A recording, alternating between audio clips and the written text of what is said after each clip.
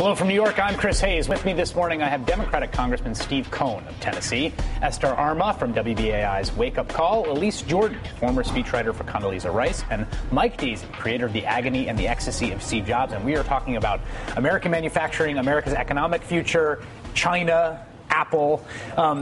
Mike, you were saying something that I think is very important when we talk about this narrative of our jobs are going to China, which is a phrase you hear invoked, I think, a lot in our political debates and is a kind of shorthand for a much larger set of issues. You said something I thought very interesting about actually the jobs that make the iPhone. Yes, I was making the point that those jobs never were in America. Right. That job never existed in America. This is very different than fighting about the auto industry, where there was an existing industrial base making cars in America that made sense, and there was competition in foreign countries, and then there's sort of struggling back and forth about which makes the most sense. Right. That's a very different thing than the iPhone. The iPhone isn't a car. The iPhone is incredibly transportable, and where you make it in the world, it doesn't weigh that much, and so you can transport them immense distances to assemble them. And so there's a kind of international arbitrage happening where you're sending the work to places where have the lowest labor standards, where you can get things assembled incredibly cheaply, but also then taking the devices and redistributing them to places where they'll pay top dollar, like we will. And one of the things you said is that everything about the device is designed with the supply chain that exists in mind. Right? Exactly. It is designed to the kind of supply chain. One of the most remarkable moments in your show is when you talk about the fact that everything is handmade in these factories, that you were expecting this robotic, high-tech future. But when labor is that cheap, you just, hire people to put it together. There's no doubt that everyone's iPhone, everyone's phone of any kind, all our phones are made the same way, are assembled by hundreds and hundreds of tiny hands moving in succession one after another. I've seen that. What's so scary about it to me is that you hear this language of, in China, it's more flexible, this notion of flexibility, which is really a celebration of really oppressive labor standards. And there's been an entire labor movement in this country in order for people to not be able to exploit workers in the way that your show reveals that they do. I think there's a second point, and that is about the notion that China's stealing our jobs. Yes. Is similar to the fear-driven argument that immigrants are taking away this land. Right. It's this fear-driven but powerful political argument that each side is trying to hijack. The Democrats do it better, this idea that if China takes our jobs, it's threatening a fragile economy that's on the rise. But actually, you're talking about celebrating the destruction of unions and celebrating the kind of oppression of workers that this country is proud to say is not part of its record. So it's really an extraordinary argument when you think about it. Congressman, how central do you think it is when you think about the economic future of the country, the labor movement, labor standards, sort of reinvigorating the labor movement? Well, that's the middle class. The middle class is so important and so endangered. And the labor movement has seen that the middle class has grown. Those jobs, the wages and the conditions and everything else. The Dow Jones averages, we're getting close to 13,000 of people. Oh, that's great. And it is great. And it's great for those in the 1% or the 2% or the 3%. It used to reflect America. And Mike's so right, but it's a different economy. It now reflects the multinationals. And it's what the people who've got money to invest, they get capital gains that pay taxes like Romney at 14.5%, the Warren Buffett, tax rate. They're making money based on the labor of people in the textile industry, which is taken away from the South over the years outside of our country, in addition to China and the technology industry. And so the cheap labor, the only thing is, the executives in New York are doing great, but the people out there in America aren't. So we've got to make it in America. We've got to bring jobs home. Here's President Barack Obama talking a bit in the State of Union about his economic vision. Think about the America within our reach. A country that leads the world in educating its people. An America that attracts a new generation of high-tech manufacturing and high-paying jobs. A future where we're in control of our own energy. And our security and prosperity aren't so tied to unstable parts of the world. An economy built to last, where hard work pays off and responsibility is rewarded. We can do this. I know we can because we've done it before. That's me cutting off the president. Apologies. That's President Barack Obama at the State of the Union talking about... Who do you think you are, the governor of Arizona? Yeah, right, exactly. Well done. Well done, Congressman. That's President Barack Obama describing, I thought, a sort of an appealing vision of a high road economy, right, with equity and accountability and sort of shared prosperity. But the other side of this, I think, when we think about the relationship and the strange trade relationship that's existed between America and China, the products that we own, the products that they make in China, is that we have very little concern for, we want a better economy at home, of course, but there's hundreds of thousands of human beings in China who are toiling away under these conditions. And I think it's very easy to submit to defeatism about their lot. I mean, basically, I think the story you hear is, that's the global economy, and sweatshops are better than no shops, basically. That a job that pays whatever it pays under those conditions in dormitories where you get biscuits and tea at 1 a.m. to put class on iPhones is better than urban penury and misery, which many of them had come from. I mean, there are many very, very poor people in China in the agrarian parts of the society. What is your response to that? What can be done when we think about the actual lived experience of the people that make the products that we use? Well, we had a labor revolution in this country. We spent 100 years fighting for labor standards to give us standards today that we don't see as being radical. We have set hours. We have something called overtime. We have sick days. We have this whole universe that we built up that we use as the foundation of how we live. We have organizations like OSHA. Occupational safety and hazard. Yes. In China, these things don't exist. And when they do exist, they're sort of perverse, dark mirrors of what we have. Like officially, in China, the workday is 8 hours long. Right. In the books. Right. I never met anyone, literally never met anyone, who'd even heard of the idea of an 8-hour shift when I was interviewing hundreds of people over there. Well, that's one of the things that comes up in the Times article as well, is that if you read the letter of the law, there's all sorts of wonderful labor protections in China. And if you read the policies of Foxconn, which is one of the largest sort of clusters of factories, right, that produce the products, their policies have all sorts of stuff about breaks every hour and all these things. But the reality is far from that. And I think the question is, how do you bridge those? Who has the power to make that change? Well, I often point to groups like Apple. Apple, as a corporation, is one of the most profitable companies in the history of the world. They're sitting right now, for instance, on $100 billion in money in the bank. They have more money than the federal government has in cash, and their stated goal for it is that they're holding on to it, in case there's a strategic need. I argue this is a strategic need now. That they've done these things to their workers, and they need to take resources. They could change the supply chain for the entire electronics industry forever. How would they do that? If they took, there was a proposal, a very, very strong proposal, that Apple should pay a dividend to its shareholders because they have all this cash, they don't know what to do with it. The proposal was that they should pay 5% of their money, so it'd be $5 billion. That is such an extraordinary amount of money compared to the nothing that has been put into uphauling anything in the supply chain for China. That amount of money in a foundation could change everything about how the relationship between America and China in the entire electronics industry. It could actually pave the way to making this not an abstract argument. We talk about jobs in America. If something like that changed the terms of the game, you could really actually talk about what America's role could be in manufacturing. But you need something game-changing on that scale. And Apple has changed the game before, and they could be game-changing again. Mike, your show, I think, is apparently illustrative of the problem. And I think public opinion can make a difference.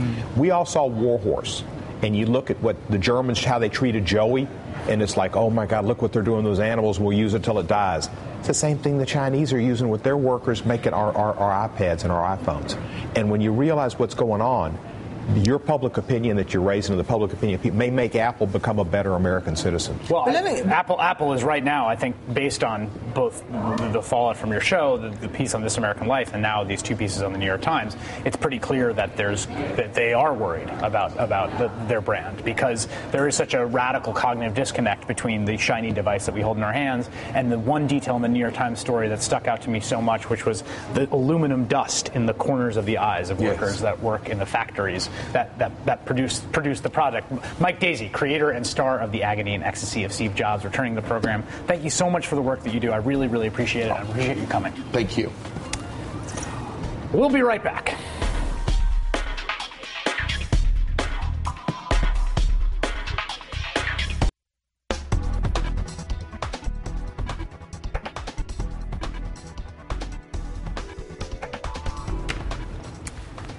Victoria deFrancesco Soto from Latino Decisions is back with us at the table.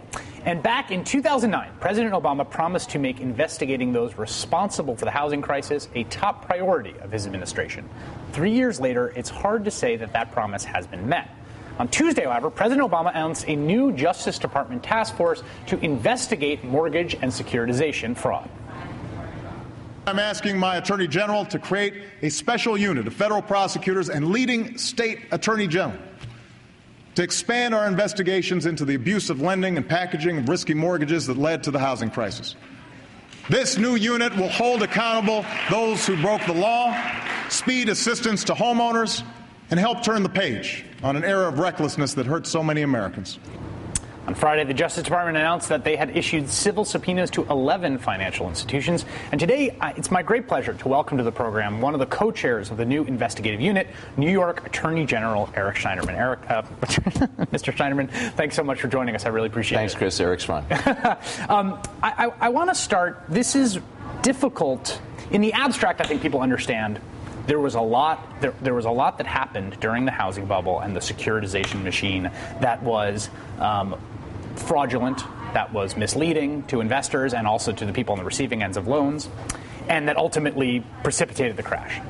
But I want to be a little specific about the timeline here, because for the people that have been following this story, as I have very closely, your name being announced by the president to this task force had a lot of resonance and meaning because of the backstory. So I want to step back to the backstory, which is every state attorney general started investigations, opened up investigations of the bank's foreclosure practices. Can you explain to people why you decided to start an investigation, why all the other attorneys general started those investigations? Well, I got elected I took office a year or so ago, and one of the crises we were facing immediately was this wave of foreclosures. We have 15 million families in America that are underwater. They owe more on their homes than the homes are worth. 5 million families have been foreclosed on already, millions more in the pipeline. So this is an immediate problem for attorneys general, for governors, for everyone all over America who are dealing with these issues. My concern was that what the investigations that were underway, while it's very important to focus on abuses in the foreclosure process, it's also important to get back to the conduct that blew up the economy. And my concern always was we not release claims for the actual misconduct. Look, robo-signing is bad. Foreclosure abuses are bad. But the housing bubble and the crash that brought down the American economy, threw millions of people out of work, and really just exacerbated the gap between the middle class and the wealthy, that was man-made conduct. This was a man-made disaster. This was not a tidal wave or sunspots, as some would have it. And the goal of our investigation has always been accountability for those who blew up the economy, relief for those who were harmed, and also just to stop these guys from rewriting history. Because quite honestly, the reckless deregulation that caused this crisis, it was caused by greed and recklessness in the private sector, too, but that was enabled by the reckless deregulation. You listen to some of the rhetoric in the presidential campaign on the Republican side, they're dishing out the same recipe for disaster that just blew up the economy a few years ago. In terms of the foreclosures that attorneys general found themselves facing their state, there was a lot of evidence that started to come out that the banks that were foreclosing actually didn't have the proper legal title to the home. They didn't have the bank note, the loan. And in order to get away with that, there was a robo-signing scandal, which was banks were hiring people to sign affidavits saying, don't worry, we have the loan, don't you worry, we're going to foreclose on you. The fact that the note was missing was the rotten fruit of a poisoned tree, right? Because the actual entire securitization chain of custody and the entire means by which loans at the point of sale were converted into mortgage-backed securities, which were then packaged together and sold, the actual chain of custody, the legal chain of custody, was when the securitization machine got really ramped up, sort of fell apart, right? Well, this is what we're investigating, and the the joint investigation that we kicked off on Friday you need three things to do this right. You need the jurisdiction and the combination of agencies now working together. For the first time, I'm confident we have the jurisdiction to cover every aspect of the conduct that brought about the bubble and the crash. You need the resources, and I'm confident we've got the commitment of resources. We will have, before this is over, there are going to be hundreds of people in the different constituent elements of the joint investigation working on this. And you need the will.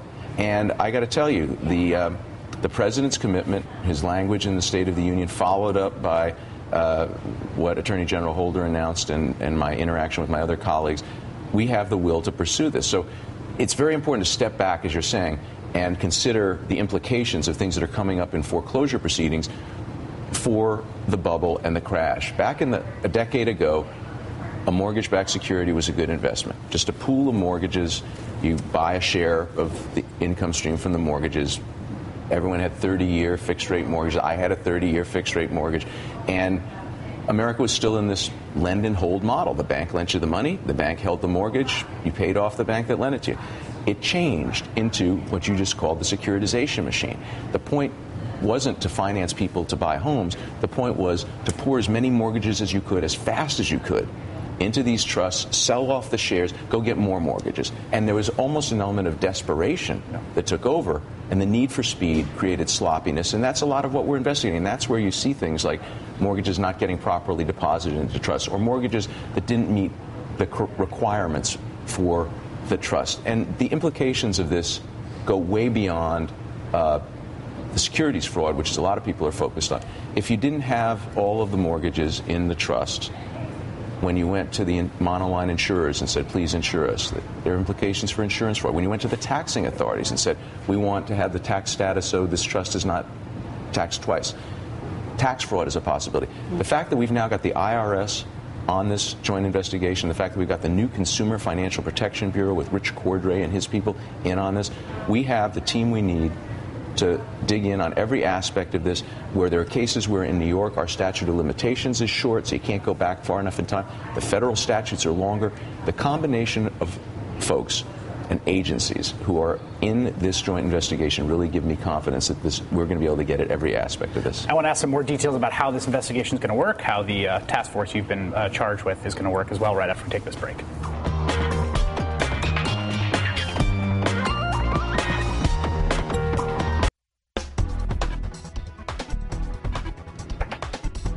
Here with Attorney General from New York, Eric Schneiderman, just named by President Barack Obama to the joint investigation of housing fraud. And I wanted to ask you about this. When your name was announced at the State of the Union, it made a lot of news in the circle of people that follow this, like I was saying. And the reason is this.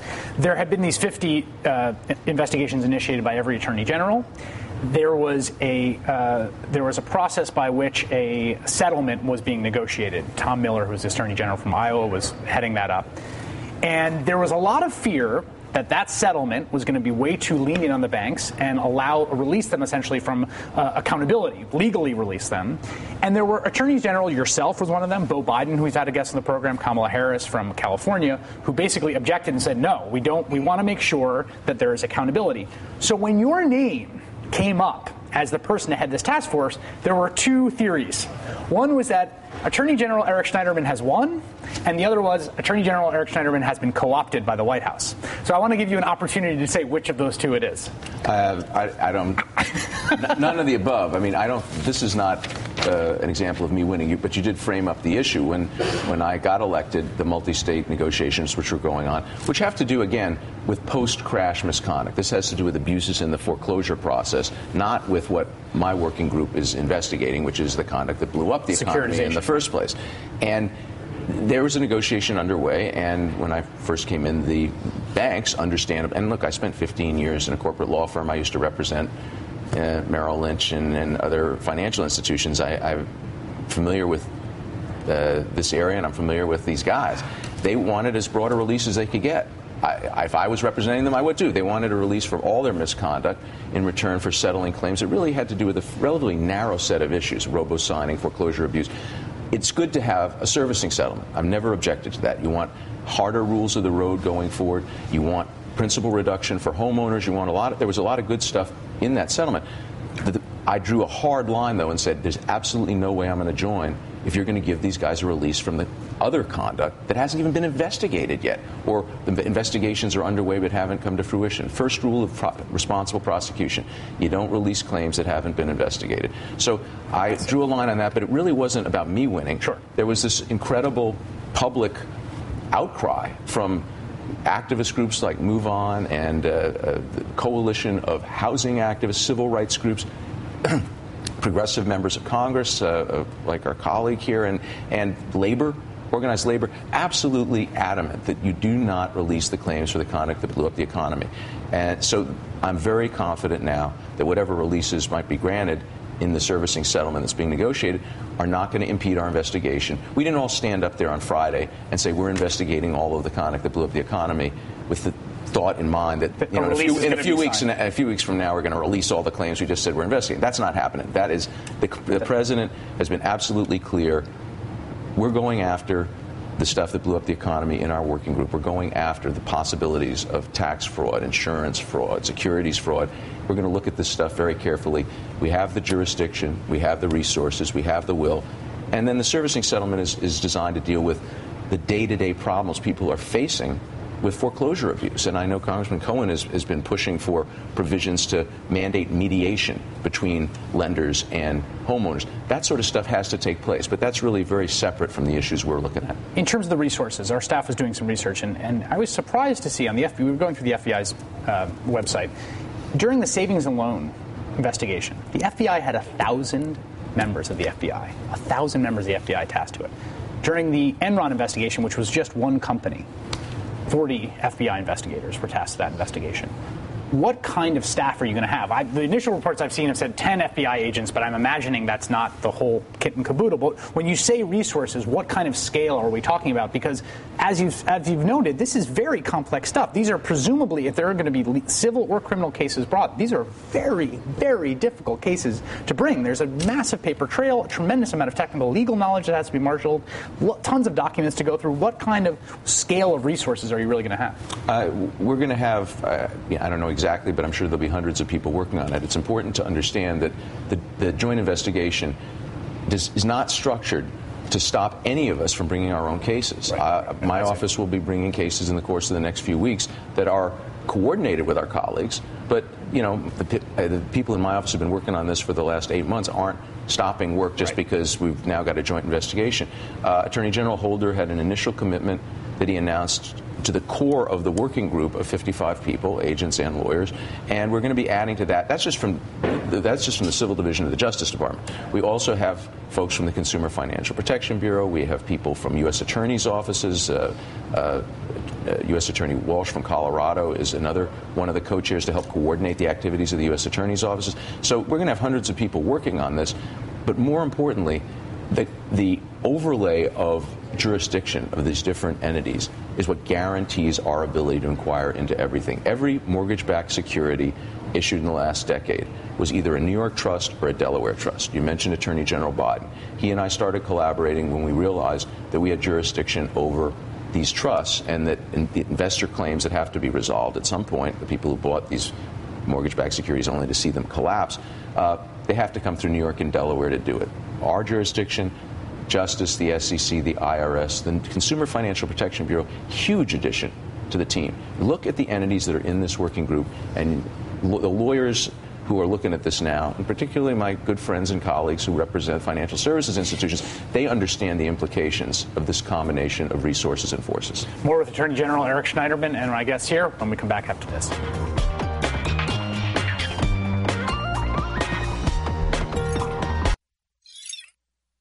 The too big to fail banks believe, this is me just speaking, believe that many of us on the enforcement side are as scared or more scared than they are of peeling back this onion. Delaware Attorney General Beau Biden, a colleague of yours, I think it's fair to say, and he was a guest on our show. That's him speaking to my colleague Dylan Radigan. The big question, we've gone into the weeds a little bit, and I thank you for tolerating that.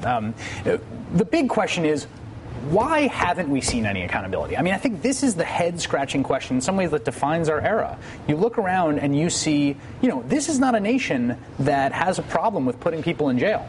Heck, we put more people in jail than any other country in the OECD. This is not a nation that doesn't have a lot of smart prosecutors. We've got tons of smart prosecutors. How is it the case that 3 years later, essentially no one at the top has been held to account? There are a lot of investigations that have been underway. There are a lot of resources that have been brought to bear. But there has been a tension. There are folks in state government, there are folks in local law enforcement, there are folks in the federal government who are hungry to go after the misconduct that caused the crash. And there are a lot of pieces in place already, so we're not writing on a blank slate. There are a lot of private litigants that have developed information that we're going to be able to use in the joint investigation. I think that the clarity the president provided this past week really was that we are going to step up on the principle of one set of rules for everyone, equal justice under law. You can't have some institutions that are protected by the law, not allowed to fail, and not held to account, and all the other institutions and companies in America are allowed to fail. You can't have equal justice under law and have too big to fail, and that's really where we were stepping up this week. And the trouble is we literally have unequal justice, and we literally have a whole group of people that were allowed to fail and literally fall flat on their faces. So this is my question. There have been so many investigations, and you're saying you have this remit and this staff and the clarity from the president. 2 words, jail time. Like, will there be corporate criminal responsibility? Are people going to be behind bars? Because there's a real sense that might this just be more of that wonderful State of the Union that's a fighting president on the side of the 99%, but actually, substantively, it's been about protecting the 1%. Well, I think, first of all, we're in an ongoing investigation, and I can't get into the details. Certainly, the folks who have the criminal jurisdiction are a part of our working group. We all have the ability. The New York securities law, the Martin Act, is more flexible in some ways than the federal securities law. So, again, the combination of resources should tell you that we are looking at possible criminal liability, civil liability, and an array of things that I've already mentioned.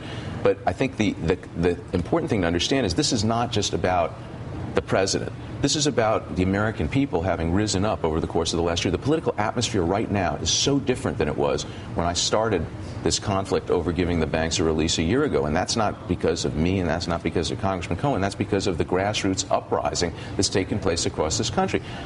Equal justice under law is the essential differentiating factor between the United States and all of the aristocracies and monarchies that were around when this country was formed. I realize you have some congressional colleagues who think we should go back to Europe.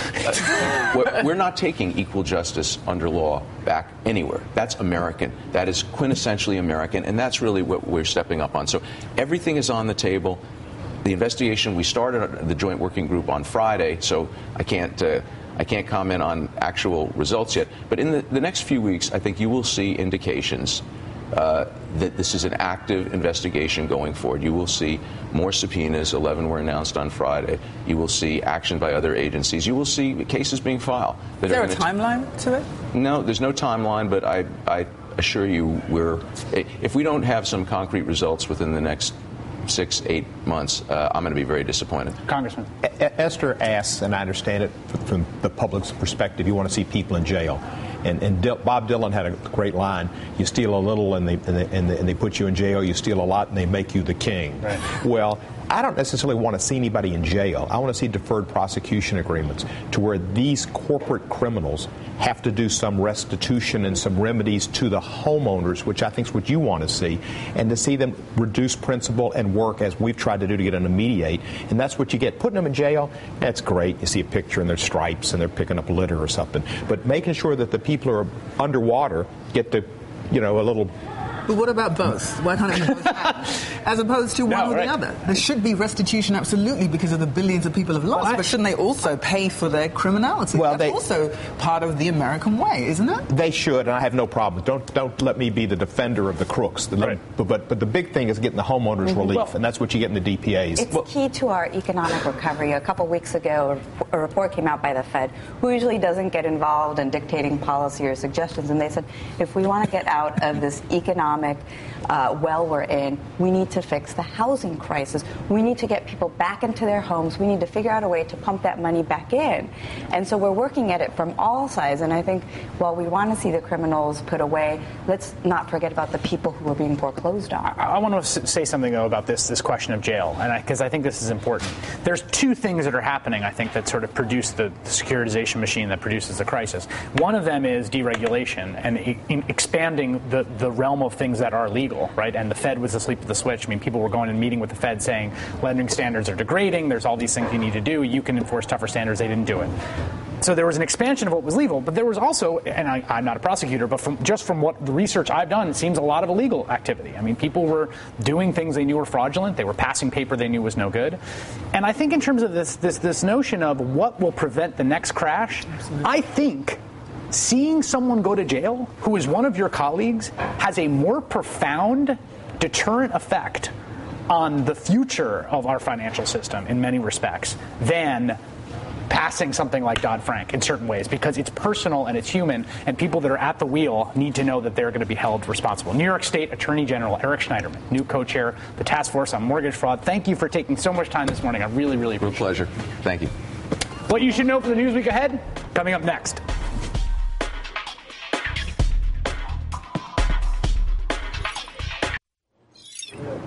An addendum to yesterday's story of the week about billionaire casino owner and Newt Gingrich backer Sheldon Adelson. I forgot to mention that we did, of course, extend an invitation to Mr. Adelson to appear on our program, but his office declined. The offer remains very open. In just a second, what you should know for the week ahead, but right now it's time for a preview of Weekends with Alex Witt. Alex, what's coming up this morning? Let me tell you right now, we have a new poll from Florida this morning, everyone. It tells an interesting tale about what's happening in the Republican race for president, but there's more. It also shows how the president is faring against all the GOP candidates in Florida. We're going to take a very close look inside all those numbers for you. And they're here, those zany Super Bowl ads. We're going to take a look at one that caught our eye because it pokes a bit of fun with what appears to be an Apple product, Chris. So we're going to have fun with that. Thanks a lot, Alex. Okay. So what should you know for the week coming up? As you watch voters go to the polls in Florida, a state where 1 in 5 residents is Latino, you should know that in 2008, Latinos comprised 7.4% of the national electorate, and that Barack Obama won them by a margin of 2-1. You should know Latinos are projected to be an even bigger share of the electorate in this election, and that polling of Latinos in Florida shows Mitt Romney 10 points behind the president. You should know that Latino voters care about a whole host of issues other than just immigration, but that Mitt Romney and his party's demagoguery on immigration has real consequences. You should know one way not to endear yourself to Latino voters is to emulate East Haven, Connecticut Mayor Joseph Maturo. When asked how he planned to reach out to the Latino community in the wake of reports that police officers harassed and filed false charges against some of the town's Latino residents, Maturo had this to say. I might have tacos when I go home. I'm not quite sure yet. You should know that an immigrants' rights group made sure he had tacos. They delivered 500 of them to his office. And you should also know the mayor later apologized for the taco comment. As you continue to watch money slosh around our electoral system, you should know that donations from the finance, insurance, and real estate sector, or FIRE as it is known, have grown dramatically in the last 2 decades. A report by the indispensable Lee Drutman at the Sunlight Foundation shows that political donations from the FIRE industry have gone from $15.4 million in 1990 to $178.2 million in 2010, a growth of 700%. You should know this is part of a vicious cycle in which Washington policy is essentially purchased by big finance, which then makes big finance bigger, which then allows it to pour more money back into the political system. You should know that in the wake of the publicity surrounding this picture, in which Jan Brewer appears to hector the president over immigration policy, the book that she just happens to be selling saw a 522% increase in sales in one day, moving to number 5 on Amazon's movers and shakers list. You should know the most straightforward interpretation of the entire controversy is that Brewer was hoping to move some merchandise. And you should know it is a sick feature of our political culture that the most brutish behavior often comes with substantial financial rewards. You should know that Twitter is getting into the censorship business. As part of its global expansion, Twitter announced this week it has developed the technology to block tweets that are illegal in certain countries. You should know that it is still a very open question whether the values of the internet will open up closed regimes or whether closed regimes will manage to kill the values of the internet. As the GOP candidates talk about Barack Obama's affinity for socialism and big government, you should know that while the private sector grew 4.5% in the fourth quarter of 2011, the government decreased by 4.5%. According to this chart and data published by the St. Louis Federal Reserve, federal government expenditures as a whole fell by a whopping 7% during the quarter. You should know the austerity class won, and our economic outlook, while improving encouragingly, would be better if they hadn't. And finally, you should know that in the wake of the president singing this little bit from an Al Green song, I'm so in love with you. I'm definitely going to play that every week. The song had its most successful week of online sales since 2003 when Nielsen first started tracking. The 16,000 sales that week represented a nearly 500% jump. Most Obama supporters, however, still like his early stuff. My guests are going to come back and tell us what they think we should know this week, right after this.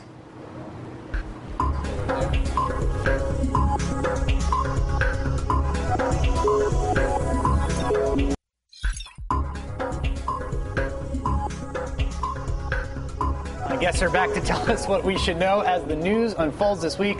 Congressman Stephen Cohen from the great city of Memphis, Tennessee. What should we first explain your button, because people on Twitter, some of the uppers on Twitter, have been asking about the button. Well, Eli is, of course, Eli Manning. And if you're from the Mid-South, which Memphis is the capital thereof, the Mannings are like Kennedys. And they're all great guys, Archie and Peyton and Eli. And we're for Eli whenever he plays. And so I think Eli's going to have a great... Eli's coming. Laura Nero couldn't say it better. All right. So that's the Mid-South is behind the New York Giants on this day. I think so. Even though Gostkowski, who kicks for the Patriots, is from Memphis. So, maybe there'll be a lot of field goals and Eli will beat him with a touchdown. What you need to know next week is several things. One, Memphis is not just the home of Elvis and Justin Timberlake, but also Al Green. And Love and Happiness is just as good to buy. So keep Al buying his records and sending money into the district. The big bill coming up this week in Congress is going to be the transportation reauthorization, the highway and transit bill. It's a very important bill, and we need to invest in infrastructure to help our economy. We're falling way behind. We're like 16th in infrastructure investment in the world. I don't think this bill is going to do what it needs to do because of funding. I think Chairman Micah is going to suggest it should be oil and gas drilling to fund it. We really need to increase the gas tax, but nobody will say that. The president talked about savings from getting out of Iraq and Afghanistan, but we need to deal with the reality that we have a crumbling infrastructure. It's the best way to pump prime our economy, and to do it, we need to be determined and right, even in election year, and increase the gas tax, which won't happen, and we won't do the things we need to do. Steve Cohen, Democratic Congressman, making a little news, calling for a raise in the gas tax. That's good of you. I agree. We do need to raise the gas tax. Esther Armah, what should folks know as we head into this week? Well, heading into the Florida primary on Tuesday, there's a new online site called Mamiverse.com. Mm-hmm. It's an online site by about Latina mums and their daughters. What is it called? I'm sorry. Mamiverse.com. Mamiverse.com. Okay. Mamiverse.com. Okay. And Maria Cordona, who is the political analyst, was essentially saying that Latina mums and their daughters are essentially the new soccer mums for that Republican vote. And going into the primary, it's a really important part of the demographic to explore. And we did an interview with Maria on Thursday on my show, Wake Up Call at WBAI, and she was talking specifically about what Eric Schneiderman spoke about, the housing crisis, which of course has disproportionately impacted the Latino, Latina, and African American community. So it's basically a call to action to the Republican Party, like you can't take this vote for granted, and they're watching you. Mamiverse.com. We've been putting up links to things that we mentioned during the show, so we'll make sure to get that up on our website, up.msnbc.com. Elise Jordan, what should folks know as we head into the week? I think we need to watch Egypt and the American aid workers, democracy promotion workers who are being held hostage by the Egyptian government. My very good friend Sam LaHood is one of them, and Sam LaHood, and his father is the U.S. Secretary of Transportation, and the Egyptians basically detained him on Wednesday at the Cairo airport. We give the Egyptians $1.3 billion in aid every year. We have to use that as leverage to get these Americans home. Egypt, of course, just observed the one-year anniversary of the January 25th Tahrir uprising, and the government now in power, which we've talked about in the program, Supreme Command of the Allied Forces, or SCAF, which is essentially a vestigial set of generals that were under power under Mubarak, and there's been a protracted struggle between the protesters and civil society. When I spoke to Sam on Friday, and the civil society groups are so concerned. I mean, there are nearly 300 groups that have been shut down, and his office was raided, with IRI doing amazing democracy promotion work, and he's really scared for the local staff, especially because the repercussions that they face for fighting for freedom, for fighting for liberty, for fighting for pluralism. It just is really terrifying. I did not even know. I will say. And check out my article. I'd like to tell all people watching to check out my article in the Daily Beast on this very topic today. All right. We will tweet that out, put it up on our website as well. Victoria deFrancesco Soto, what should people know? Well, we started off the program by looking at the negative ad that the Romney camp is airing toward Gingrich. Mm-hmm. This is what we're going to be seeing, not just in this week, but in the weeks to come, is a growing negativity of the ads, especially because now we have super PACs. Mm-hmm. So you can be negative and not even lend your name or face to it. So we're going to see both the candidates and the super PACs launching all of these ads. And what I think is going to happen is we're going to reach a critical point where it's going to start to demobilize the electorate. So we're going to see diminishing returns of all of these negative ads, where people are just going to say, I don't want to support anybody. I don't want to be part of this negativity. You know, the negativity always goes up, and voters always say, I hate the negative ads, and political strategists always say they're effective, which is true. And I mean, to a certain extent. And we've seen that in the data, that to a certain extent it can rile you up, it gets you angry, I want to make it different. But when day in, day out, you're hammered on it from TV, from media, that's it. All right. Thank you so much. It's great to have you all here. I really enjoyed this morning. Y'all, I'm shouting that out for you. I want to just thank my guest today, Congressman Steve Cohen of Tennessee, Esther Armah from WBAI, former Condoleezza Rice speechwriter Elise Jordan, and Victoria deFrancesco Soto of Latino Decisions and the University of Texas Austin. Thank you all so much. Thank you for joining us. We'll be back next Saturday at 7 a.m. Eastern Time and Sunday at 8. Our guests will include Fred Armisen from Saturday Night Live in Portlandia, Jodi Kantor, author of the new controversial book, The Obamas, and from The Onion, Baratunde Thurston, author of How to Be Black. Set your DVRs now. Check in with us all week at up.msnbc.com for more info on upcoming programs. Up next is Alex Witt, and we'll see you next week here on Up.